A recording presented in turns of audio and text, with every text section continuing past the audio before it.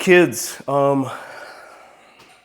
clamp situation is not that bad. I mean, this is fairly handy, but I want to put my mill in here because I won't go out there in the garage bay this time of year. It's just too cold. The lighting sucks out there, and I also want to be able to build some cabinets and storage for end mills and all the other tools associated with that. Everything's a mess out there. It's going to be a pain. It's a 700-pound machine. So first we need to make sure we've got clear space for it.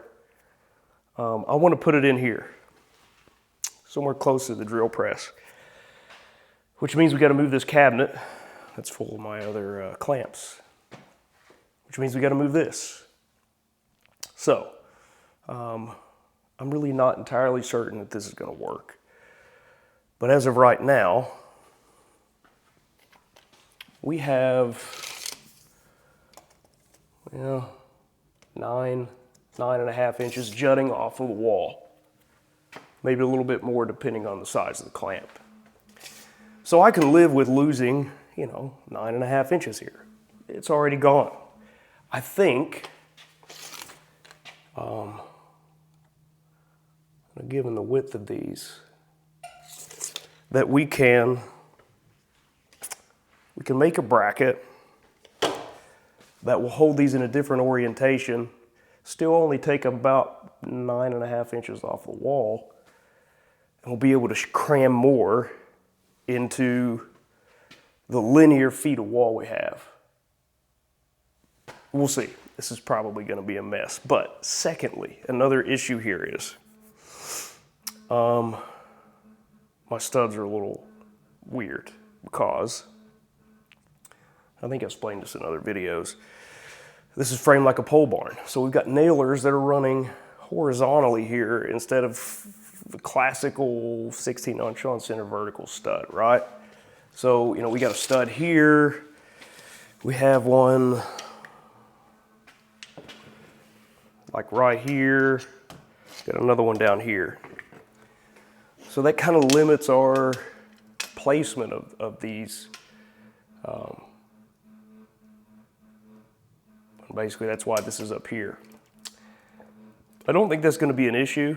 I think we can continue to place our bracers up there, to place our stands up there, and consolidate this all into this pocket, but I don't know yet. Basically, we need another 49 inches, which is how wide this is. And we can fudge that a little bit, but I'd like to move it over as much as I can, which is going to be like right in this space. And maybe we can move all this stuff, consolidated a little better. So let me show you what I think we can do as far as orienting these. So I've got this 3/4 inch plywood. I'm just laying these out so I can see, what we're going to be able to fit. And we got 9.5 inches at our mark here. So we're easily going to be able to fit 4 of these on one side. And I've got a few other ones similar to this size that we can put on the other side to kind of balance this weight out. So we're going to be able to get 4 on here. Like I said, I got 4 other ones. We could probably push it and get 1 more on there, but I want to just leave this like it is. We're going to have to make accommodations over here for a piece. So we're going to put a piece of 3/4 inch plywood that direction. We'll have 1 down the middle, maybe 1 in the front to kind of really make this solid as possible. So I'm going to mark these. I've got these roughly lined up where I want them, spaced in a way I think will work. So we're going to mark for our cuts.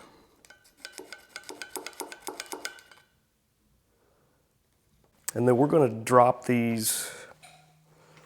We're basically going to make cuts that will allow these to go in more flush. And that's going to have to be roughly 1 inch to get all those in there. This tallest one, probably a little more than an inch.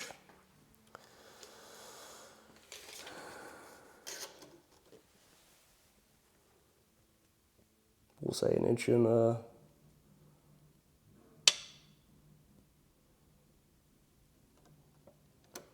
1 inch is going to be real close. So we'll probably leave it at 1 inch. So we're going to make a 1 inch cut on these holes. And then we're going to have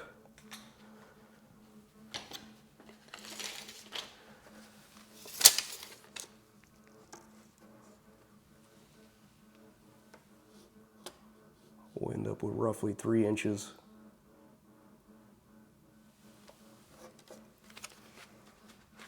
So we're going to make a mark here. Let me get you down here where we can see.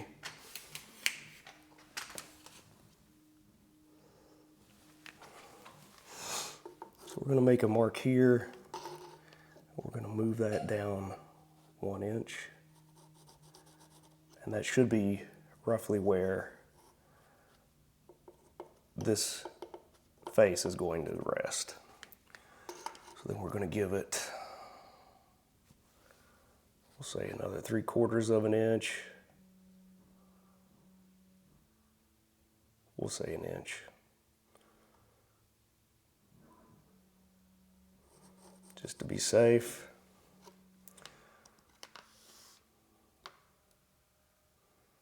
Yeah, that's 3 inches. So 3 inches from there, and that should be our other cut. So I have a face going this way. All right, so I'm going to cut this. We'll fit these together, make our initial cuts for those to slide in, see what that looks like. And then if that works, we'll use the same logic and make several more of these. I'm going to go cut this out.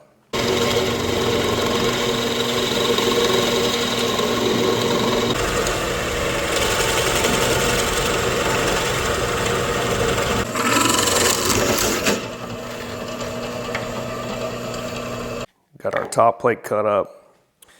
We got a piece that needs to go on the back, which will be screwed into the wall. And then a piece that goes this way to give us a little extra support. So we need to glue and nail these in.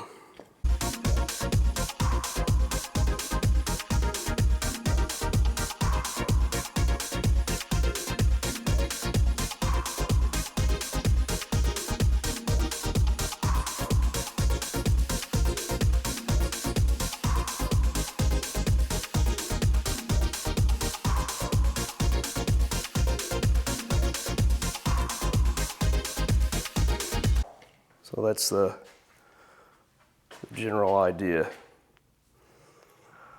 And then we'll hang this on the wall. Let's see if these fit in here though.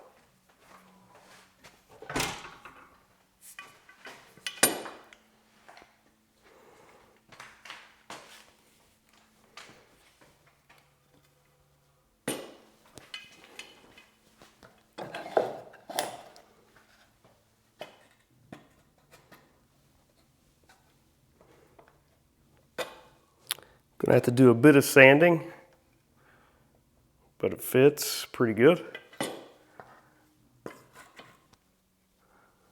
And it still leaves us some space on either side. So I guess the next step is get this thing on the wall. Looks pretty good. We'll put 2 more for good measure.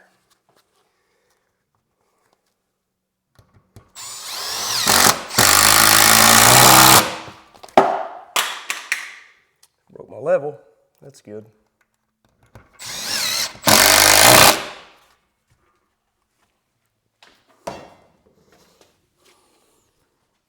It's not broke. The next question is, perfect. It's not in the way at all. Now, this one, our last piece of those. All right. I am unnecessarily excited about this. And that feels pretty good there. I think we are going to save a lot of space because theoretically we were looking at about 7 inches to have these lined up, flat. So we saved 14 inches there. We turned 14 inches into roughly 8.5 inches. So yeah, almost probably a 40% reduction in our space along the wall. Okay, you get the idea. Now we got to make several more of those. I'll save you the details on those, and I'll bring you back when we get these all put up there. Look at it, kids. I love this. I mean, I think I like organizing the shop more than I like anything else. I don't know why, but this speaks to me. This is actually like the 3rd day I've been working on this. It's been several hours and a lot of figuring things out. These things suck. I don't know if you can see those, so I'm going to bring one over and show you.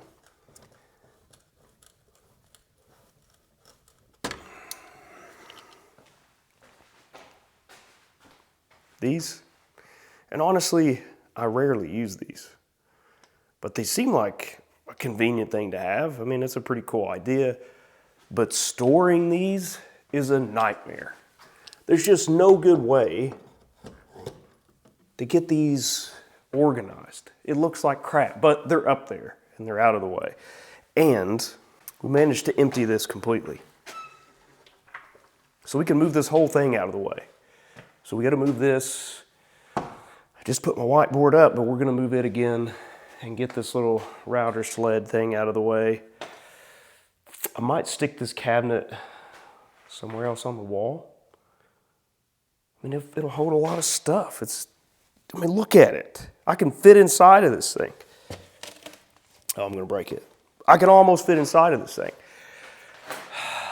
So maybe we'll stick it over here somewhere above the radio arm saw. I don't know. We'll see. So, can you see this? We're going to take this off the wall, move this stuff, and then we should have plenty of room. I mean, we got 49 inches to shove the mill in here and then build some cabinets or shelves on either side to put my end mills and my collet sets and all the little accoutrements associated with that. Because I'm not using it because it's out there in the garage right now and it's way too cold to be out there because it's not heated. Also, my tools are just, I'm ashamed to even show you the disarray and crap out there. But let's get this thing out of here. Also, did reclaim a whole bunch of these L brackets now. I had a bunch in there. And this thing is probably going to come off the wall in a rather rapid and likely violent fashion.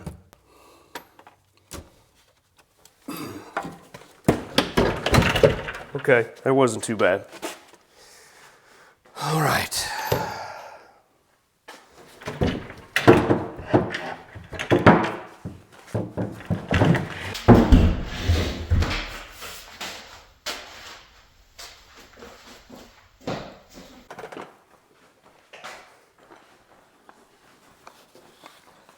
Let's see if we can get it on these things. It'll make life a lot better. Knock a hole in the wall first.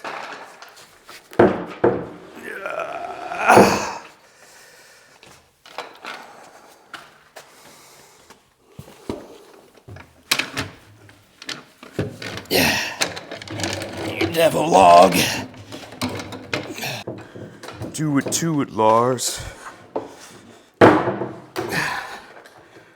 I'm feeling skinny, Tony.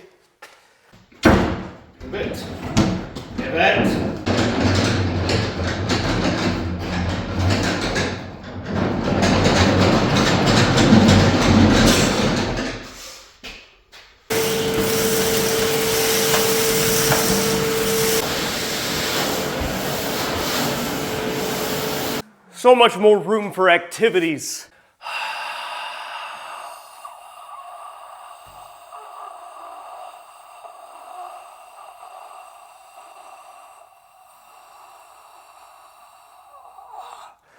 Feels good. Came home with intentions to move this, and WBBS foreman Gary Blaine and safety officer Aaron Keener already had this thing in here. I'm not entirely sure what they did, but they got it up over this lip and onto a little wooden dolly. We got that mess out of the way. Now we just got to rearrange everything else and get our wiring over here. So the WBBS boys bailed me out. We got this roughly where we want it, but we had to wire this thing back up. I had it basically spliced into some 220 out there.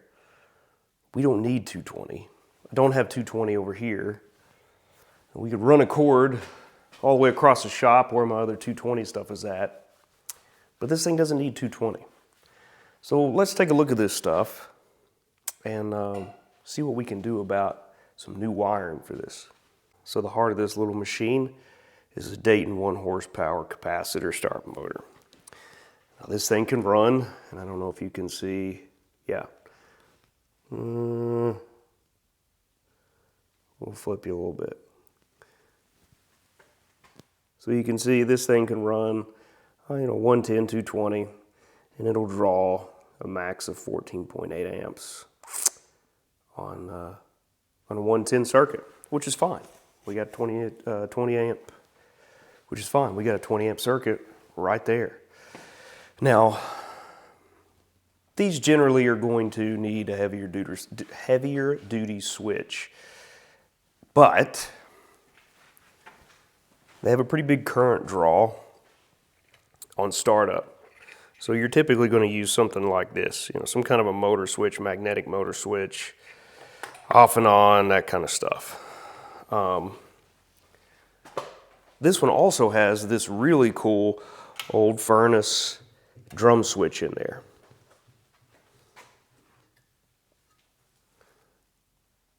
It's a vintage R44, pretty cool stuff. And these things they're beefy, they're heavy duty. They can handle the kind of draws this motor is going to put on it. So between our magnetic switch over here and our drum switch over here, we also have what is essentially an actual motor starter. Now this is going to also have some thermal protection built into it. Basically, it keeps the motor from overdrawing current.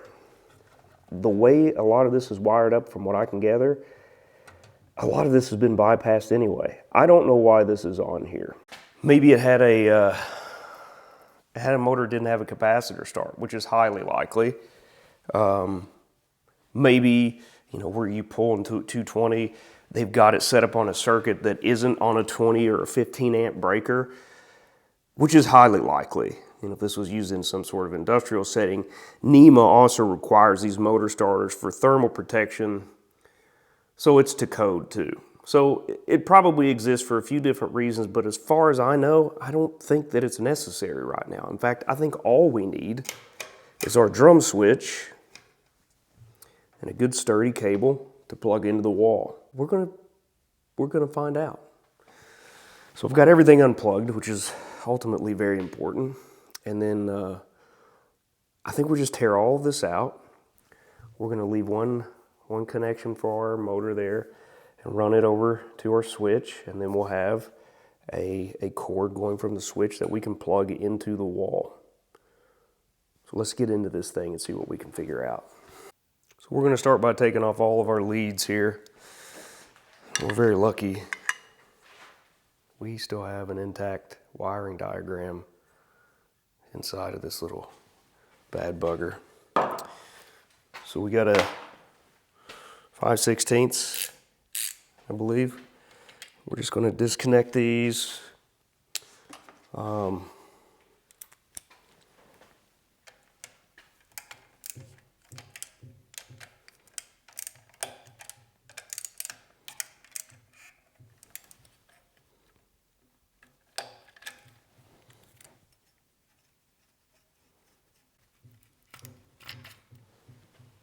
Okay, got those out of there. We're gonna take the wires out of the motor.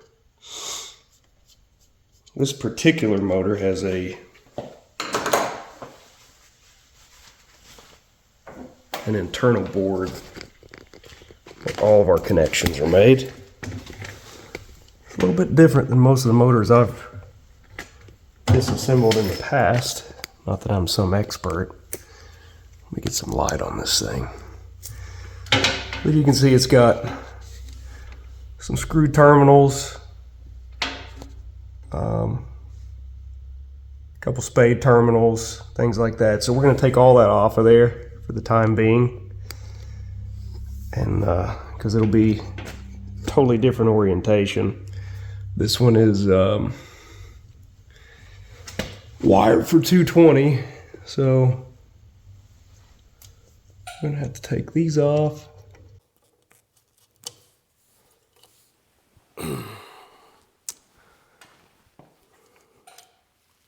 All right, those are out. So let's take a look at this. Fortunately, we got enough wire there. We can take this off and strip it down. Still got a usable length.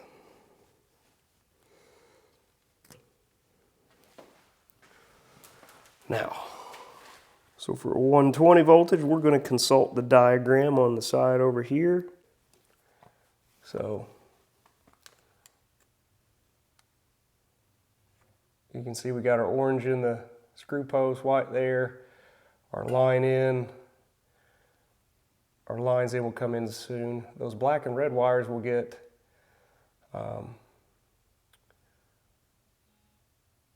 will go off to the motor basically.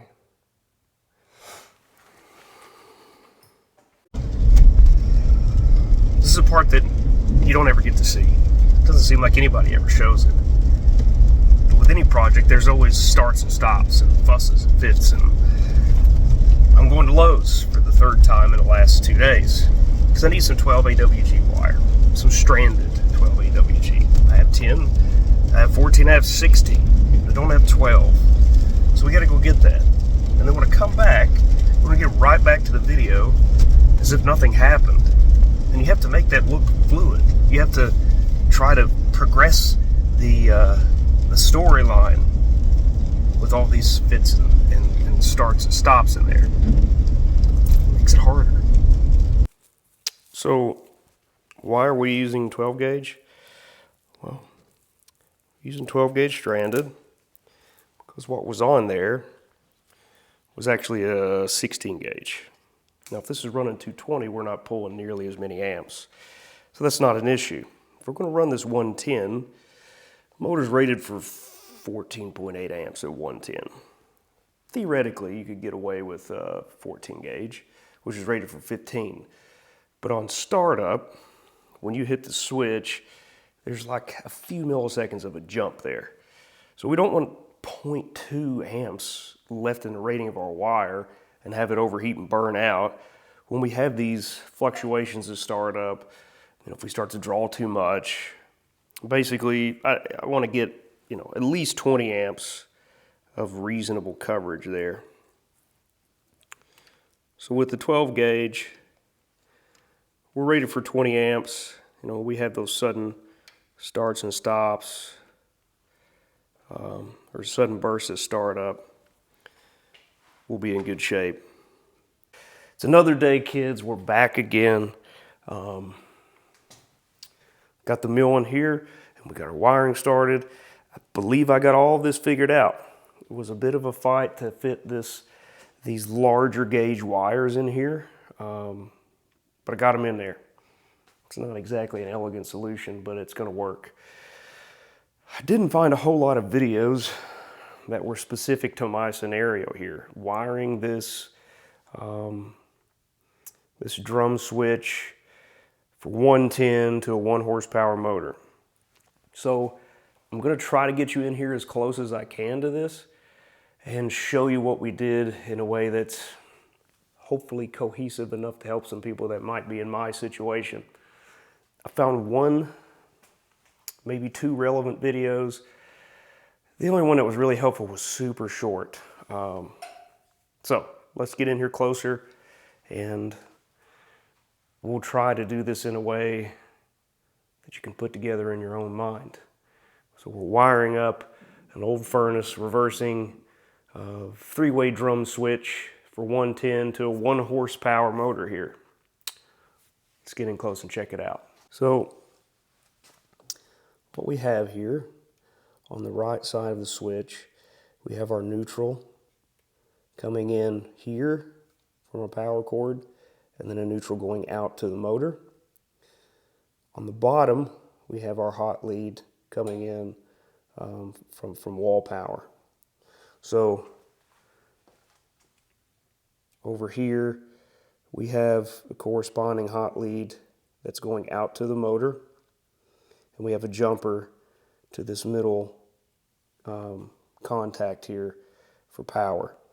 Up here, this is actually one of the leads, would correspond to the black lead, off of the main winding in the motor. Over here in the middle,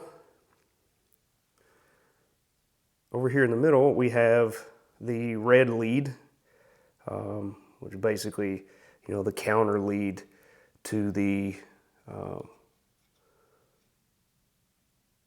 other run winding, main winding in the motor. So typically, if you're going to run this for 110, your black lead is going to plug into a post on the board of this motor. Your red lead again, there's another spade post. You're going to connect those there because you won't, in a typical operation, you're not reversing this.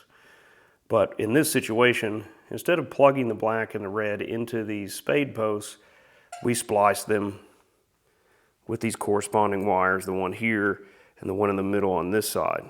So that when we turn the switch, this is forward, it's going to run it in a typical operation, as if you had those plugged into that spade post over there.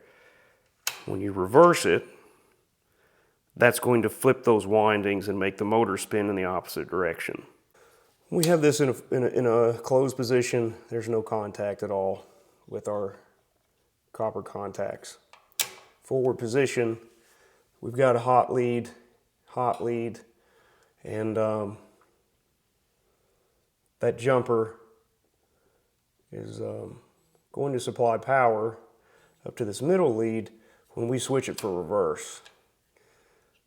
So that's why we have that jumper up there to allow a connection for our hot lead coming in pretty much at all times. So this is going to get really difficult to track here. And we'll try it.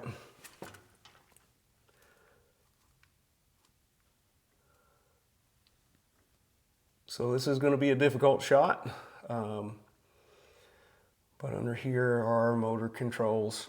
Not a lot of lighting, but this is one of my splices for the black lead going out. We got a ground here. This screw would not back out, so I'll put the ground there. And then we've got our connections here for power and neutral line there. There's an orange that's into that screw post there per the instructions. Hopefully that provides some context for people who have found themselves in a similar situation. So this doesn't look great. I'm going to secure that with some tape, put some more rubber around it. We've got our power going out, got a new plug in there. So that's where we're at with that, kids. It works. Now all we need to do is clean this up. I'm going to strip off this old motor starter down there, get rid of my mag switch here. We'll keep that. It's going to be super handy in the future for any other machine stuff. So the next step is going to be, we need to move this thing around, get it leveled. I'm going to have to figure out a way to get this level. There may be some structure underneath here that we can maybe fab or mock up some kind of leveling feet. Probably put some rubber under there to reduce vibration. Get it up against the wall. We're going to build some shelving. Some shelving over here to the left so we can hold all of our end mills and our dial indicators and all the stuff that we need to operate this thing close to where we need it, and hopefully in a semi-organized fashion. Yeah, so let's do that. All right, we got some 7/16 bolts here. So we're going to cut a piece of wood and try to countersink these down in that wood a little bit, glue those in. And then I got some rubber mat right here, and we're going to put this probably underneath the wood like that, maybe. Yeah, I think that's what we're going to do. So let's start cutting some holes with our hole saw.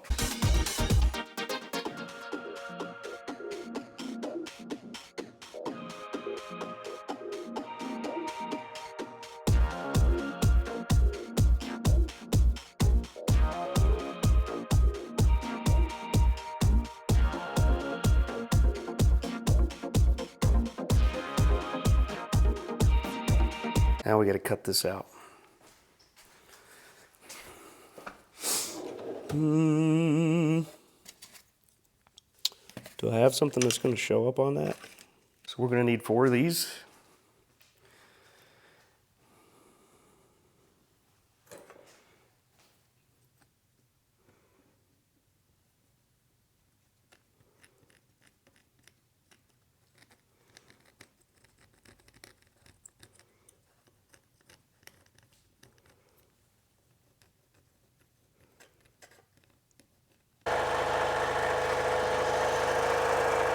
Man, that's got a weird effect on the camera. It's kind of tripping me out. Hope none of you guys have a seizure. I bet all these rubber particles are really good for my health. All right, we got some JB Weld going here. Just gonna slather it on like peanut butter. I could probably do this with epoxy, and maybe that would be a better option.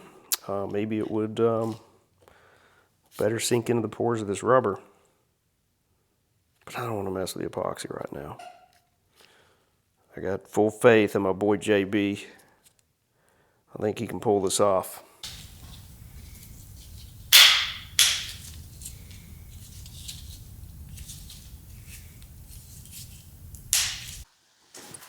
All right, we got those done.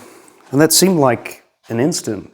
It's actually been 2 weeks since I started on this specific one. So I got our rubber glued onto our wooden bases, and then I just used a, can you see that? Just used a Forstner bit to start our hole, and then chiseled out our corners and buried those in there. So we got our bolts buried in there. We need to clean up some of the old wiring. So we've got this sewed switch over here, and then we have this old box down here that's got our previous motor starter, surge protector, that kind of stuff in there. So let's get this stuff off of there.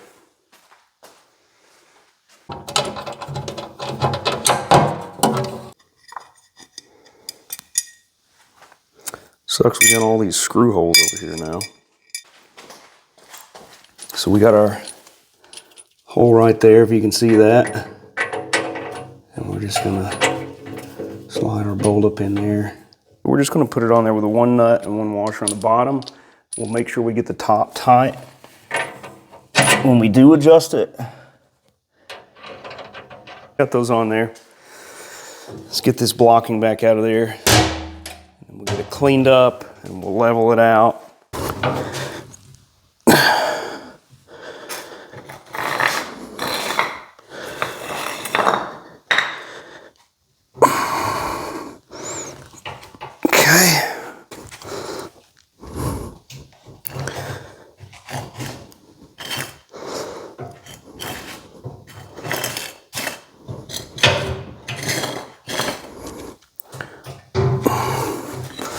Not terrible.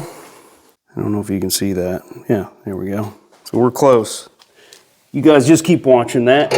You tell me when to stop.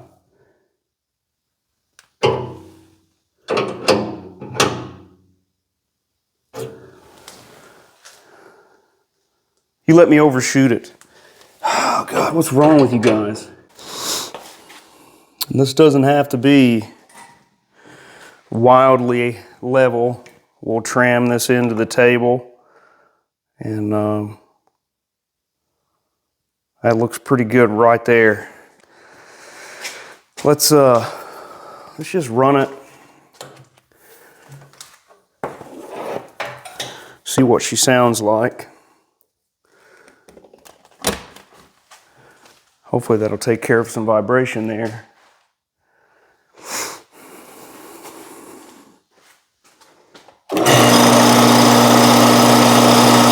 It actually doesn't sound too bad.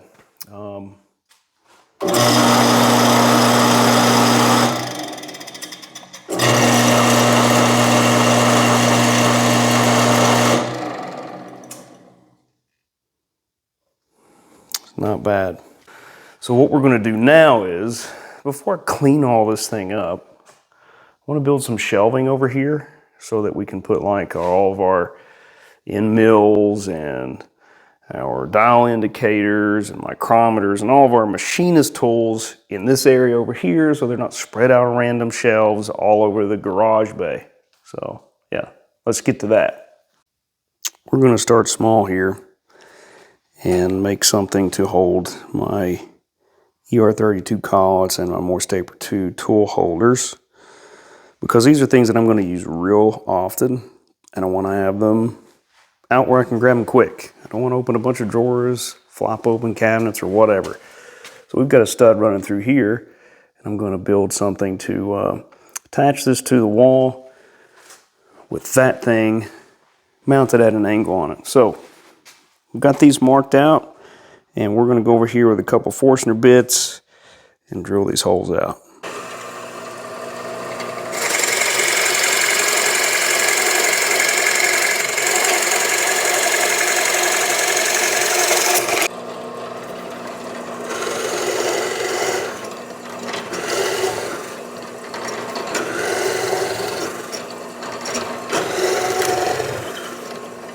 Seems like I've done an excessive amount of drilling on this channel lately. I'm gonna use the old lusty trusty Quick and Thick. Oh yeah, kids, you know it's my favorite. I really need to get some new brushes.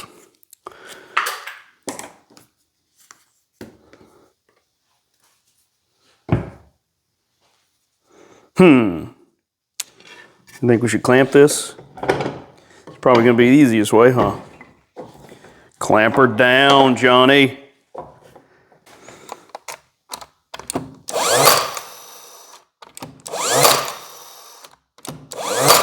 Yep, sure enough. Of course, I just had to blow that out.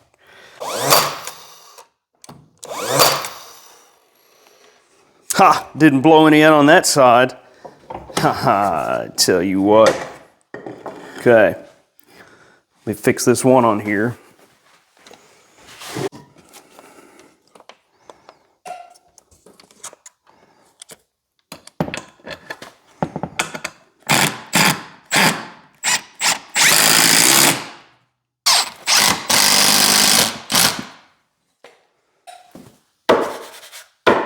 Added a piece of plywood up there, cut some holes. We got our collet holder, a couple other tool holders, small drill chucks. We got some bigger drill chucks here, some of our fly cutters there. So yeah, nice. We got that organized.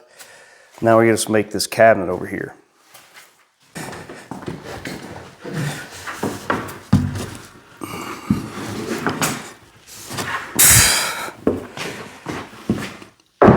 Good.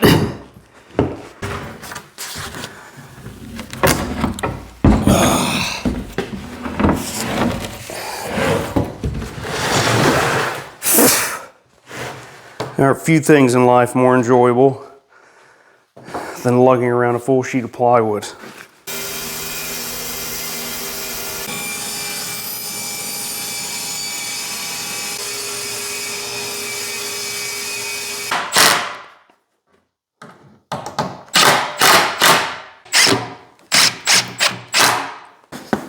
I called an audible, kids.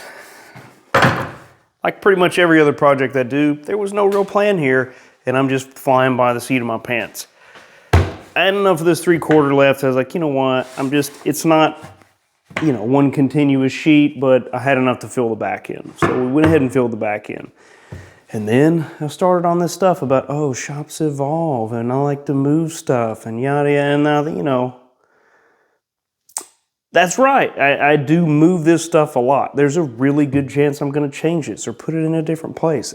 You know, probably not, but it could happen. And I've got a whole bunch of casters laying around, so I built a rolling base for this too. So, yeah, maybe we'll screw this into the wall anyway, because it's not likely I'm going to move this often. But I like the idea of it being mobile if I decide I do want to move it. So yeah, I made this base. Can you see that over there?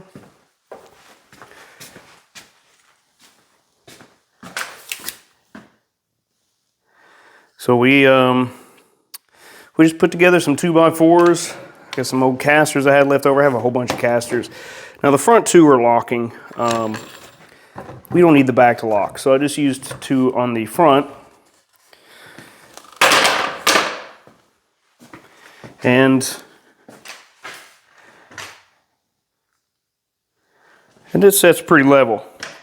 Not a lot of wobbling there. So yeah, that's what we're gonna do. We're gonna put this on there. Let's lock these in.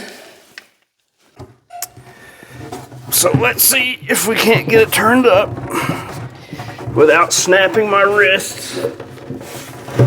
This doesn't seem likely. Okay, all right. I might be exaggerating a little bit.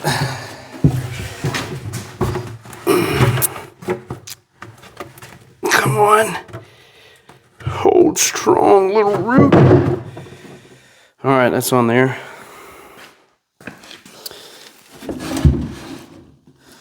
Okay. It doesn't feel bad. Okay. Put some screws in here, kids.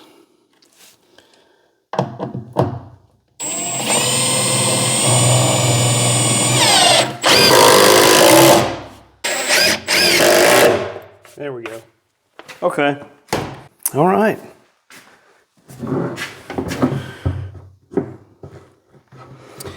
You gotta be able to get our brake off. Okay. That's not bad.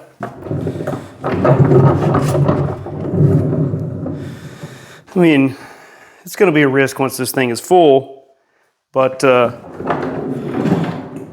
yeah, it's fairly stable there. Okay.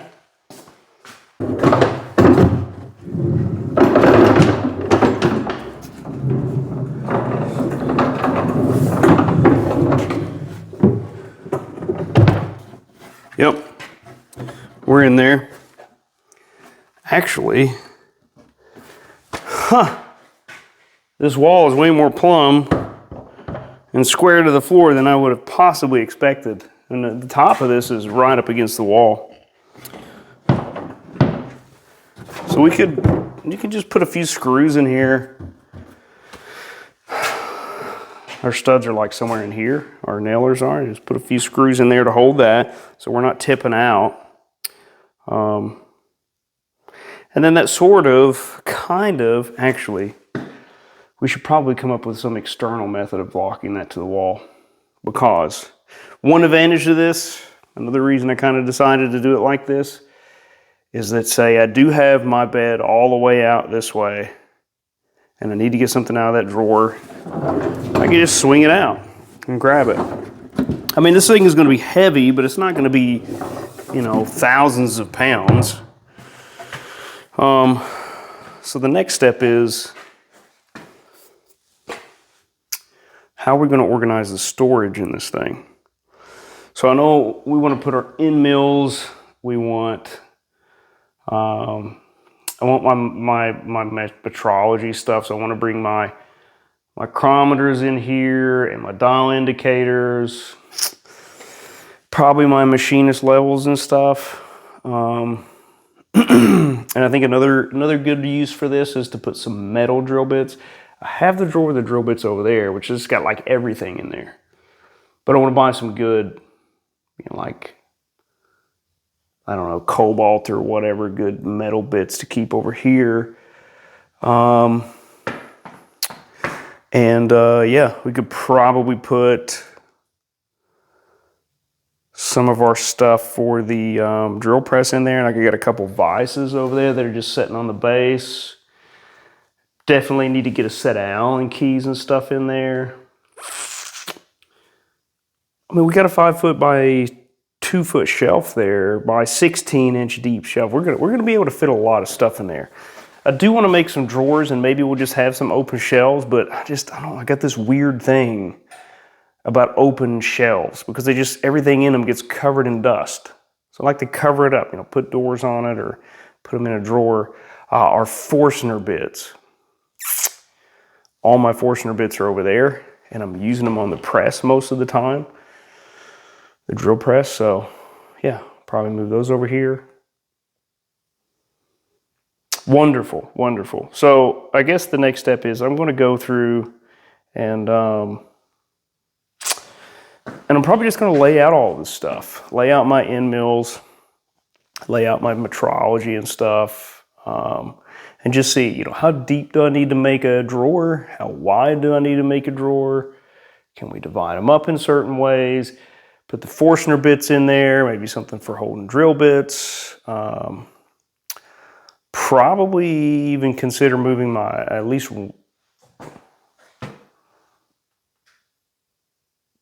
I do have one micrometer over there. I have 2 digital micrometers, so I'm gonna put one over here, keep the other one where it's always been. Yeah, that's the next step. I don't know, there's a whole bunch of stuff. I started this video out and I honestly didn't know where it was going. So maybe we should divide this up. Yeah, we'll call this part 1, and maybe we'll do a part 2 where we clean up the mill. We'll tram everything in on it, finish up over here, get our shelves organized. I got some foam to put in there to organize things, move our Forstner bits and some other things that we might use for the drill bits over here, or the drill press over here. Yeah, that's what we're gonna do. This is gonna be a really difficult video to edit because I'm just kind of doing everything. So let's kind of recap and go over what we did here.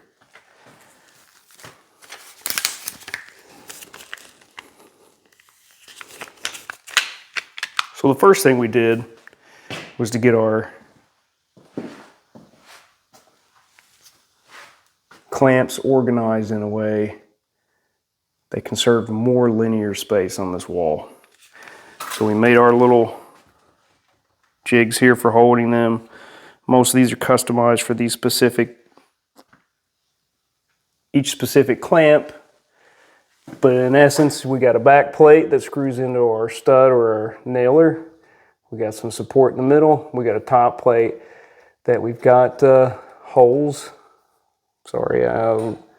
channels drilled and cut for the various sizes of our clamps. So they're all hanging there, and basically we freed up from like down there all the way across, and we were able to get rid of that giant cabinet over there, which had a lot of our smaller clamps in there. So then we got our clousing mill in here, our little baby knee mill, thanks to Gary and Aaron Keener. And we got our end mill and tool holders up on the wall. And we at least got the skeleton for our mobile base cabinet that we're going to put all of our various end mills, metrology tools, drill bits, Forstner bits, levels. I've got T-slot hold down kind of stuff that's going to have to go in a drawer. So yeah, I don't know. This thing is going to be difficult to edit. I've gone on and on and on with multiple different unrelated things. But here we are, kids. So we're going to split it up. We'll make this a part 1. Or maybe just, whatever, its own video, state of the shop, whatever. Yeah, I don't know. Not anything real cool here, but hey, thanks for sticking around and watching. See you kids on the next one.